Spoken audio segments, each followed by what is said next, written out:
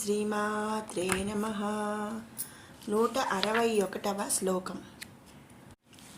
కార్యకారణ నిర్ముక్త కామకేళీ తరంగిత కనకతాటంకా లీలా విగ్రహధారిణి.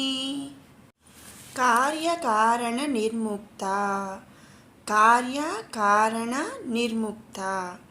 కార్య అంటే కార్యములు, కారణ అంటే కారణముల, నిర్ముక్త అంటే రహిత స్వరూపురాలు, కార్యముల మరియు కారణముల రహిత స్వరూపురాలు అని ఈ నామము యొక్క అర్థం అన్నమాట. దేవి చైతన్య స్వరూపురాలు కనుక కార్యములను కారణములను కూడా జయించినటువంటిది అనే మనం ఇక్కడ గ్రహించాలి. కాబట్టి ఆ జగన్మాతను ఈ నామమందు కార్యకారణ నిర్ముక్త అని స్తుతించుకుంటున్నాము. తర్వాత నామం కామకేళీ తరంగిత. కామకేళీ తరంగిత. కామకేళీ విలాసములతో తరంగిత అయినటువంటిది. కామేశ్వరునితో కామక్రీడా విలాసములయందు మునిగితేలు తరంగము వంటిది అని ఈ నామం యొక్క అర్థం అన్నమాట. కాబట్టి ఆ జగన్మాతను కామకేళీ తరంగిత అనే నామముతో మనం ఇక్కడ స్తుతించుకుంటున్నాము. తర్వాత నామం కనత్ కనక తాటంక. కనత్ కనక తాటంక. తాటంకాలంటే చెవులకు ప్రకాశించినటువంటి బంగారు కమ్మలు ఆభరణములుగా ధరించినట్టిది. అంటే కనకము అంటే బంగారం, కనక అంటే చెవులకు, తాటంక అంటే చెవులుని ఇక్కడ తాటంకాలని అన్నారు. కాబట్టి బంగారు కమ్మలు ఆభరణములు ధరించినది అని ఇక్కడ అర్థం అన్నమాట. దేవి యొక్క కర్ణాభరణములు, కర్ణము అంటే చెవులన్నమాట, తేజోమయమైన కాంతితో ప్రకాశించుచున్నవి అని ఈ నామము యొక్క భావము. కనుక ఆ జగన్మాతను కనక తాటంక అనే నామముతో మనం స్తుతించుకుంటున్నాము. తర్వాత నామం లీలా విగ్రహధారిణి. లీలా విగ్రహధారిణి. ధారిణి అంటే ధరించినట్టిది. లీలా విగ్రహ అంటే అనేక అవతారములను ధరించినట్టిది అని ఈ నామం యొక్క అర్థం అన్నమాట. మనం ముందు నామములందు చెప్పినట్టు దేవి సర్వవ్యాప్తమై సకల జగత్తు కూడా వ్యాపించి ఉంది. ఇక్కడ ఉంది అక్కడ లేదు అని చెప్పుటకు సాధ్యము కానటువంటిది. అలాగే సమస్త ప్రాణులయందు భూతములయందు కూడా అంతర్యామిగా వర్ధిల్లుతున్నది అని కూడా మనం ఇంతకు ముందు నామాల్లో చెప్పుకున్నాము. కనుక ఈ నామమందు అనేక అవతారములను ధరించినటువంటిది అని చెప్పబడుతుంది. అందుకనే ఆ జగన్మాతను మనం లీలా విగ్రహధారిణి అనే నామముతో స్తుతించుకుంటున్నాము. 162వ శ్లోకం. అజాక్షయ వినిర్ముక్త ముగ్ధా క్షిప్ర ప్రసాదిని అంతర్ముఖ సమారాధ్య బహిర్ముఖ సుదుర్లభ. అజ. అజ అంటే జననము లేనటువంటిది, పుట్టుక లేనటువంటిది అని అర్థం. పరమాత్మ స్వరూపురాలైనటువంటి దేవికి చావు పుట్టుకలు అనేటువంటివి లేనటువంటివి. సకల ప్రాణులయందు కూడా అంతర్యామిగా వెలుగొందుతున్నటువంటి శ్రీదేవి సృష్టికి ముందును మహాప్రళయమందు సృష్టి మొత్తము కూడా నాశనమైన తరువాత కూడా మిగిలి ఉన్న ఏకైక స్వరూపం అన్నమాట. మనం ఇంతకు ముందు నామాల్లో కూడా చాలాసార్లు చెప్పుకున్నాము కదండి. ఆ జగన్మాత జనన మరణాలను జయించినది. పుట్టుక మరణం అనేది ఏదీ లేదు. అన్ని శక్తుల కంటే కూడా ఆ జగన్మాత పురాతనమైనది, ముందు ఉన్నది అని మనం ఎన్నోసార్లు చెప్పుకున్నాం. కాబట్టి జనన మరణాది గుణములను కలిగి ఉన్నటువంటి శక్తులను ఆశ్రయించును కానీ పరమాత్మ స్వరూపురాలైనటువంటి దేవి వాటికి రహితురాలు. పుట్టుక వారికి మరణము, పుట్టుకయే లేనటువంటి పరమాత్మిక అయినటువంటి దేవికి మరణము లేదన్నమాట. మరి కాబట్టి ఆ జగన్మాతకు జనన మరణాలు అనేవి లేవు. కాబట్టి మనం ఈ నామములో అజ అని స్తుతించుకుంటున్నాము. మరి అజ అంటే జననము లేనటువంటిది. మరి చావు లేదు, జననము లేదు. కాబట్టి ఇక్కడ జననము లేనటువంటిది కాబట్టి అజ అనే నామముతో స్తుతించుకుంటున్నాము. తర్వాత నామం క్షయ వినిర్ముక్త. క్షయము అంటే నాశనము కానటువంటిది లేదా నాశనము లేనటువంటిది అని ఈ నామం యొక్క అర్థం అన్నమాట. మరి ముందు నామంలో మనం చెప్పుకున్నాం ఆ తల్లికి అసలు జననమే లేదు, పుట్టుక అనేది ప్రత్యేకంగా పుట్టుక అనేది లేదు. మరి పుట్టుక లేనప్పుడు చావు కూడా ఉండదు, మరణం అనేది ఉండదు, నాశనం అనేది ఉండదు. కాబట్టి క్షయ వినిర్ముక్త అని ఇక్కడ మనం చెప్పుకుంటున్నాము. శ్రీదేవికి పుట్టుక లేదు కనుక నాశనము కూడా లేదు. మరి జననము మరణము లేనటువంటి శక్తి స్వరూపురాలు ఆ జగన్మాత. అందుకనే మనం ఇక్కడ ఆ జగన్మాతను క్షయ వినిర్ముక్త అనే నామముతో స్తుతించుకుంటున్నాము. తర్వాత నామం ముగ్ధ. ముగ్ధ అంటే సౌందర్య స్వరూపురాలు లేదా సుందర స్వరూపురాలు అని అర్థం అన్నమాట.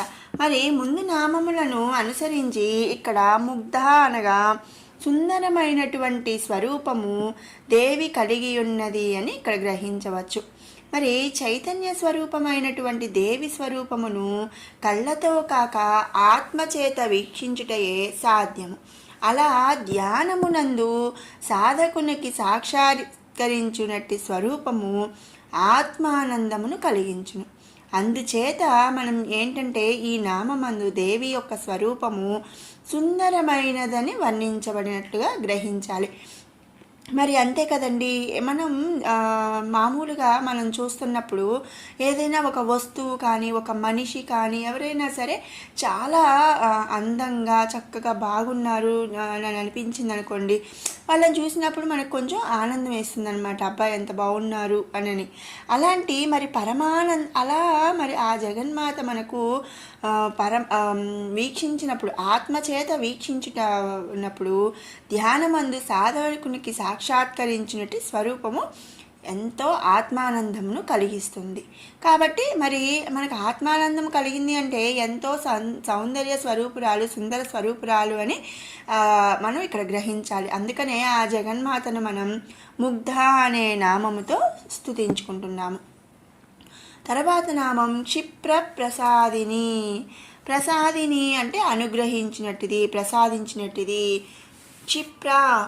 క్షిప్ర అంటే త్వరగా, సత్వరముగా. క్షిప్ర ప్రసాదిని అంటే సత్వరముగా అంటే త్వరగా అనుగ్రహించినట్టు కరుణా స్వరూపురాలు అని అర్థం అన్నమాట. తనను ఆశ్రయించి భక్తి శ్రద్ధలతో ఆరాధించు భక్తులను ఇతర శక్తుల కంటే కూడా అనగా దేవి యొక్క అంశాలైనటువంటి ఇతర శక్తుల కంటే త్వరగా అనుగ్రహించి భక్తుల యొక్క కోరికలను తీర్చునట్టి కరుణా స్వరూపురాలు ఆ జగన్మాత. మరి ఇంకో విధంగా తనను ఆరాధించు భక్తులను త్వరగా అనుగ్రహించినట్టుది అని కూడా మనం ఇక్కడ చెప్పుకోవచ్చు అన్నమాట. మరి ఎందుకంటే ఇప్పుడు మన తల్లికి కోపం వచ్చినా లేదా మన తల్లి మామూలుగా ఉన్నా కూడా మనం ఏదన్నా ఒక వస్తువు కావాలి అని అడిగామనుకోండి, తల్లి ముందు వద్దు అన్నా కూడా మనం కొంచెం ఆ తల్లిని మనం అడిగాము అంటే 2 సార్లు 3 సార్లు అడగగానే మనకి మన అమ్మ వస్తువు అనేది ఇస్తుంది కదా. అలాగే ఇక్కడ జగన్మాత సమస్త సృష్టికి కూడా జనని, అమ్మ. మరి అలాంటి ఆ జగన్మాత తన పిల్లలమైన మనము ఏదైనా కోరికలను కోరినప్పుడు మనం భక్తి శ్రద్ధలతో ఆరాధించాము అంటే చాలా త్వరగా మనల్ని అనుగ్రహిస్తుంది అని ఈ నామం యొక్క అర్థం అన్నమాట. అలా ఆ జగన్మాత త్వరగా అనుగ్రహించినట్టు కరుణా స్వరూపురాలు కాబట్టి దేవిని మనం క్షిప్రప్రసాదిని అనే నామముతో స్తుతించుకుంటున్నాము. తర్వాత నామం అంతర్ముఖ సమారాధ్య. ఆరాధ్య అంటే ఆరాధింపదగినది. అంతర్ముఖులచే ఆరాధింపతగినది అని ఈ నామం యొక్క అర్థం అన్నమాట. అంతర్ముఖులంటే ఇక్కడ ఆత్మజ్ఞానమునందు ఆ శక్తి కలవారు, అటువంటి వారి చేత ఆరాధింపతగినటువంటిది అని అర్థం అన్నమాట. ఆత్మజ్ఞానము ఏర్పడుటనగా మాయను అంటే అజ్ఞానమును జయించవలెను. ఈ సకల జగత్తునందు గల సర్వభూతములు శాశ్వతమైనటువంటివి, వాటిని పొందవలెను. వాటి అందు నాది నీది అన్న భేదభావమును చేయవలెను అన్నదే ఆ అజ్ఞానం అన్నమాట. అంటే నాది నీది అనే భేదము, అలాగే ప్రతిదాని మీద కోరిక మక్కువ, వీటన్నిటిని అజ్ఞానము అంటారు. అటువంటి అజ్ఞానమును జయించుట చేత ఈ సకల జగత్తునందు ఇంద్రియములకు గోచరించకుండా మనుగడను సాగిస్తున్నటువంటి సర్వశక్తులు, జనన మరణాదులకు లోనై ఉన్నటువంటి అసత్యములు, అలాగే పరమాత్మ స్వరూపము మాత్రమే జనన మరణాదుల లేనటువంటి సత్యము అన్న జ్ఞానము కలుగుతుంది. అటువంటి జ్ఞానము కలిగిన వారి చేత ఆరాధించబడినది అని ఈ నామం యొక్క అర్థం అన్నమాట. ఇంకొక విధంగా అంతర్ముఖ అంటే మనస్సు అని ఇక్కడ భావించి మనస్సు నందు ఆరాధింపదగినటువంటిది. దేవి ఇంతకు ముందు నామం నందు రహస్య మంత్ర స్వరూపిణి అని కూడా మనం చెప్పుకున్నాం. కాబట్టి మనస్సు నందు ధ్యానము చేయదగినది అని మనం ఇక్కడ గ్రహించాలి. అందుకనే మనం ఆ జగన్మాతను ఈ నామముతో అంతర్ముఖ సమారాధ్య అని స్తుతించుకుంటున్నాము. తర్వాత నామం బహిర్ముఖ సుదుర్లభ. బహిర్ముఖ అంటే బయట కనిపించే విధంగా, అంటే ఇహమునందు, సుదుర్లభ దుర్లభమైనది, ఇహమునందు విషయాసక్తి కలవారికి దేవి యొక్క అనుగ్రహము దుర్లభమైనది అంటే కష్టతరమైనది అని ఈ నామం యొక్క అర్థం అన్నమాట. ఇహములందు కల విషయములన్నీ మాయా కల్పితములు. అటువంటి వాణి అందు ఆసక్తి కలిగినటువంటి వారికి ధ్యాన చిత్తం అనేది కలగదు. అంటే మనం చూడండి, కాన్సన్ట్రేషన్గా మనం అంటే మెడిటేషన్ చేయాలి, మనం ఒక ధ్యానం చేయాలి అనుకున్నప్పుడు మనం చుట్టుపక్కల ఆలోచిస్తూ ఉన్నామనుకోండి, అంటే పని వాళ్ళు వచ్చారా, పాల వాళ్ళు వచ్చారా, లేకపోతే ఇంకొకళ్ళు వచ్చి పలకరించటం, అట్లా చేస్తూ ఉన్నామనుకోండి, మనకి ధ్యానం అనేది కుదరదు, ధ్యాన చిత్తం అనేది కలగదు. మరి ఈ ఇహమునందు కల విషయములన్నీ మాయా కల్పితములు, మనం ఇంతకుముందు కూడా చెప్పుకున్నాం. అంటే మాయా అంటే అజ్ఞానములు. మరి అటువంటి వాణి అందు ఆసక్తి కలిగినటువంటి వారికి ధ్యాన చిత్తము కలగదు. కనుక అటువంటి వారు దేవి యొక్క అనుగ్రహమును పొందుట సాధ్యము కానిది అని ఈ నామం యొక్క అర్థం అన్నమాట. అలా ఇహమునందు విషయాసక్తి కలవారికి దేవి యొక్క అనుగ్రహము దుర్లభమైనది, కలగదు, సాధ్యము కాదు. కానీ ఆ జగన్మాతను మనం ఇక్కడ బహిర్ముఖ సుదుర్లభ అనే నామంతో స్తుతించుకుంటున్నాము. విన్నారు కదండి 161, 162 శ్లోకాల అర్థాలను. ఇప్పుడు 159 నుంచి 162 వరకు 2 సార్లు పారాయణ చేసుకుందాము.